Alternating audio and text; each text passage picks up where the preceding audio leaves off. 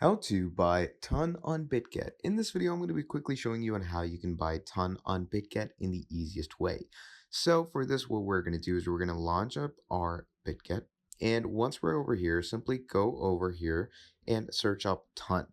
Now, once you go ahead and search up ton, you can choose it for USDT, USDC, EUR, whatever you want. I'm going to go with USDT. And once you do that, it's going to open up the trade section over here where you can see all the pipe charts that you can trade it with. Just click on trade, and from there on out, put in your income, however much you want it for USDT, how much quantity of ton you want. Like, let's say I want 20 tons. Okay, so 20 tons will go over for 74 USDT, and just go ahead and trade it, and that is how you're going to be buying ton on Bitget. So thank you for watching this video all the way till the end, and I'm going to be seeing all of you in the next video. Have a great day. Goodbye.